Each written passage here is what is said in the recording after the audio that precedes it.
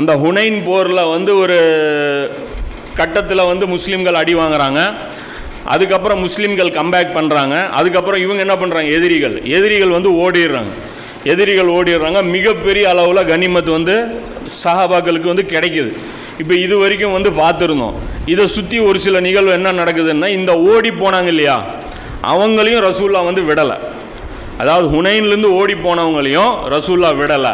அடுத்த தாக்குதல் அங்கே அனுப்புகிறாங்க. யாரை அனுப்புகிறாங்க அப்படின்னா, அபு மூசா அல் அஷ்அரிலையும் இருக்காங்க இல்லையா, அவங்க அறிவிக்கக்கூடிய ஒரு ஹதீஸ் புகாரியில் 4323 இந்த ஹதீஸ் வருது. அதுக்கு அடுத்து, அதாவது இந்த ஓடிப்போன இந்த மக்களை விரட்டிட்டு போய் அந்த மக்களை வந்து சிறை பிடிச்சி கொண்டு வர்றதுக்காக நபி ஸல்லல்லாஹு அலைஹி வஸல்லம் இவங்களை அனுப்புகிறாங்க. இவங்க இந்த போரை பற்றி என்ன சொல்கிறாங்க அப்படின்னா, அவுதாஸ் போர் அப்படிங்கிறாங்க. இந்த போரை வந்து அவுதாஸுங்கிற ஒரு பகுதியில் நடக்கக்கூடிய ஒரு போர். இது வந்து ஹுனைன் போருடைய பார்ட் 2ன்னு வச்சிங்களேன். ஹுனைன் வந்து பார்ட் 2.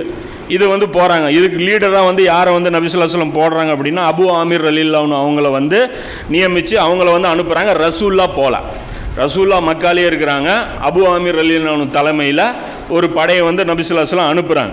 இப்போ இவர் போகிறாரு. அந்த இடத்துல போய் வந்து ஒரு படையை நபி ஸல்லல்லாஹு அலைஹி வஸல்லம் அவர்கள் அனுப்பி வைத்தார்கள். அதற்கு அபு ஆமீர் ரலியல்லாஹு அன்ஹு அவர்களை தளபதியாக நியமித்தார்கள். அபு ஆமீர் ரலியல்லாஹு அன்ஹு அவங்களுக்கும் துரைத் பின் அஸ்ஸிம்மா அப்படிங்கிற ஒரு கவிஞன் காஃபிர் ஒருத்தன், அவருக்கும் இவனுக்கும் சண்டை வந்து நடக்குது. அப்போ அந்த நேரத்தில் வந்து என்ன பண்ணுறாரு அப்படின்னா, அந்த கவிஞரை வந்து இவர் கொன்னுடுறாரு. யார், அபு ஆமீர் ரலியல்லாஹு அன்ஹு கொன்று போரை வந்து முடிவு கொண்டு வந்துடுறாரு. ஆனால் என்ன ஆயிடுதுன்னு பார்த்தீங்கன்னா, அபு ஆமீர் ரலியல்லாஹு அன்ஹுடைய முழங்காலில் ஒரு அம்பு வந்து குத்திடுது. ஒரு அம்பு வந்து ஒரு காஃபிர் வந்து அடிச்சிடுறான். அந்த அடித்த உடனே இவர் வந்து உளுந்துடுறாரு. உளுந்த உடனே அபு மூசா ரலியல்லாஹு அன்ஹு கிட்ட போகிறாரு. என்னாச்சு, யார் உங்களுக்கு அடித்தாங்க அப்படின்னா, அதோ அந்த ஒருத்தன் ஓடிட்டு இருக்கிறான், அவன் தான் என்னை அடித்தான் அப்படிங்கிறார், கை காட்டுறாரு. உடனே இவர் என்ன பண்ணுறாரு, அபு மூசா ரலியல்லாஹு அன்ஹு போய் அந்த காஃபிரை வந்து துரத்திட்டு போகிறார். டே நில்லுடா அப்படிங்கிற, அவன் ஓடுறான். அப்புறம் ஒரு கட்டத்தில் அவர் சொல்கிறாரு, அவனுக்கு அசிங்கமாக இல்லையா இப்படி ஓடுறிய, போருக்கு வந்துட்டு இப்படி ஓடுறிய, நில்லு, என்னை முதல்ல எதிர்கொள்ள என்ன அப்படிங்கிறார். அதுக்கப்புறம் அவன் நின்றுறான். நின்னதுக்கப்புறம் அவனை வந்து இவர் 2 பேருக்கு மத்தியில் வாலில் சண்டை நடக்குது. அவர் வந்து கொன்னுடுறாரு. கொன்னுட்டதுக்கப்புறம் சந்தோஷமாக போய் தன்னுடைய அமீர்கிட்ட போய் சொல்கிறார், யார் உங்களை வந்து அம்பு மூலமாக வீழ்த்தினானோ அல்லாஹ் என் மூலமாக அவனை வீழ்த்தி விட்டான், அல்லாஹ் வந்து கொன்னுட்டான் என் மூலமாக அப்படின்னு சொல்லி அவருக்கு ஒரு இதை சொல்கிறார். அப்போ அவர் சொல்கிறார், என் அம்பு வந்து காலில் மாட்டிச்சு, அதை வந்து எடு வெளியே அப்படிங்கிறேன். வெளியே அது எடுக்கிறாங்க. எடுத்தோன்னே ஃபுல்லாக அதிலிருந்து நீர் வந்துருது. கெட்டு போயிடுச்சு புண்ணு. நீர் வந்து ஃபுல்லாக வந்து அவர் வந்து மரணிக்கக்கூடிய அந்த ஸ்டேஜுக்கு வந்துடுறாரு. அவர் சொல்கிறாரு, என் சகோதரி மகனே, நபி ஸல்லல்லாஹு அலைஹி வஸல்லம் அவர்களுக்கு சலாம் கூறி எனக்காக பாவ மன்னிப்பு கோரும்போது சொல்லு, எனக்காக துவா செய்ய சொல்லு அப்படின்னு சொல்லி அனுப்பி வைக்கிறாங்க. அது சொல்லிவிட்டு இவரைவே தளபதியாக்கி மீதி சிச்சுவேஷன் நீ ஹேண்டில் பண்ணு அப்படின்னு சொல்லி இவரை நியமிச்சிடுறாங்க. அதுக்கப்புறம் இவர் நபி ஸல்லல்லாஹு அலைஹி வஸல்லம் வர்றாரு. இதெல்லாம் முடிச்சுட்டு போரை வந்து வெற்றிகரமாக முடிச்சிடுறாங்க.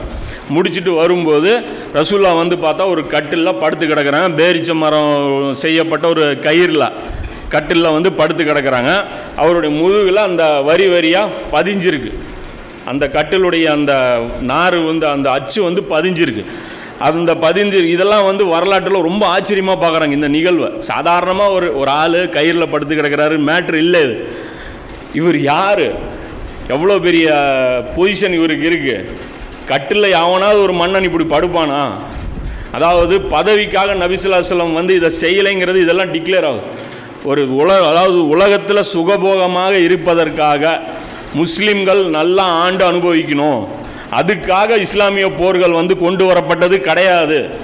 ஏழைகள் நல்லா இருக்கணும், பலவீனர்கள் நல்லா இருக்கணுங்கிறதுக்காக கொண்டு வரப்பட்டது தானே தவிர, அதனால தான் பார்த்தீங்கன்னா இஸ்லாத்துடைய அமீர்கள் யாருமே அனுபவிக்கல. 4 கலீஃபா வரைக்கும் இந்த அனுபவிக்கக்கூடிய அந்த நிகழ்வு நடக்கவே இல்லை. அதுக்கு பின்னாடி வந்தவங்க அனுபவிச்சாங்க. அதனால் இன்றைக்கி என்ன ஆகுது அப்படின்னா, நம்ம குர்ஆன் சொல்லக்கூடிய போர்களை பேசுறதுக்கு தகுதி நம்ம இழந்துட்டோம். அதாவது இதுக்காகவா ரசூல்லா பாடுபட்டாங்கங்கிற அந்த பேச்சு வராமல் இருக்கணும் அப்படின்னா, கிலாஃபத் ராஷிதா எப்படி உளுந்துச்சு, அதுக்கப்புறம் நடந்த ஆட்சிக்கும் நமக்கும் சம்பந்தம் இல்லைன்னு முஸ்லீம்கள் கை கழுவாத வரைக்கும் அந்த பேசுகிற தகுதி நமக்கு கிடையாது. யார் செஞ்சாலும் நாம் தப்பு, அதை ஒத்துக்குவோம். அதாவது இந்த மாதிரி தான் இருக்கணும். ஒரு அமீருங்கிறவரு அரண்மனை இருக்கக்கூடாது, பெரிய லெவலில் சொத்து சுகங்கள் இருக்கக்கூடாது. அதெல்லாம் தியாகம் பண்ணுறதா இருந்தால் அமீருக்கு வரணும். ரசூல்லாட்ட வந்து அந்த முன்மாதிரி கிடையாது. அந்த முன்மாதிரினா இதுதான் முன்மாதிரி. கயிறில் எப்படி படுத்து கிடக்கிறாங்க, இதை பார்த்து வந்து உமர் லியானோ அழுத ஒரு சம்பவம் கூட இருக்கும். ரோமாபுரி கிஸ்ரா அவங்கெல்லாம் எப்படி இருக்காங்க அப்படின்ட்டு. இப்போ இதெல்லாம் வந்து ஒரு முக்கியமான ஒரு விஷயம். இந்த இடத்துல போய் அவர் கேட்குறாரு, இந்த மாதிரி வந்து எனக்கு துவா செய்யுங்க அப்படிங்கிறாங்க. ரசூல்லா வந்து துவா செய்கிறாங்க. துவா செஞ்ச உடனே அவர் சொல்கிறாரு, அபு ஆமீருக்கு நீ மன்னிப்பு அளிப்பாயாக. அல்லாட்ட துவா செய்கிறாங்க, மறுமை நாளில் உன் படைப்பினமான மனிதர்களில் பலரையும் விட தகுதியில் உயர்ந்தவராக அவரை ஆக்குவாயாக.